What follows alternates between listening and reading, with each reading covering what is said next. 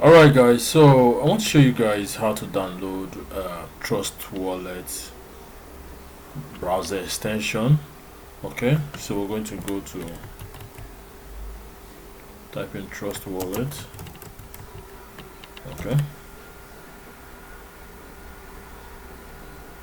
because I've done videos regarding the whole BEP2 recovery to BEP20, but I haven't done practical video using my laptop because it requires the use of laptop to be able to recover from BEP2 to BEP20.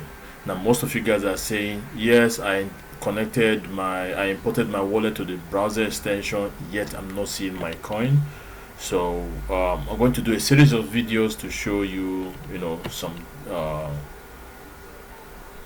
just to give you some example. I myself have no coins, I have no BNB on BEP2.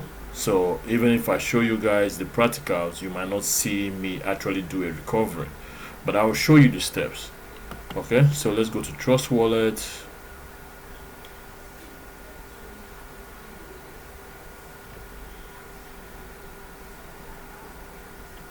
Let's go to download. Download Trust Wallet. Okay, scroll down to browser, download for Chrome, which is this browser extension.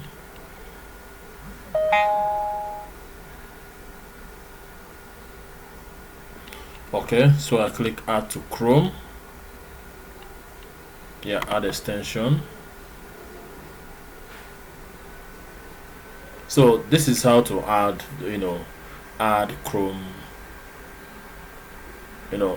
just how to add Trust Wallet to your Chrome extension. Okay, so it's very simple, very straightforward. Okay, I think I'm done.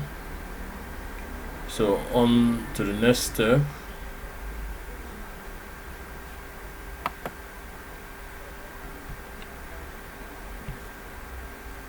Alright, so look on it. What happened? So we've downloaded it. The next step is probably activating it so it becomes active on the Chrome extension.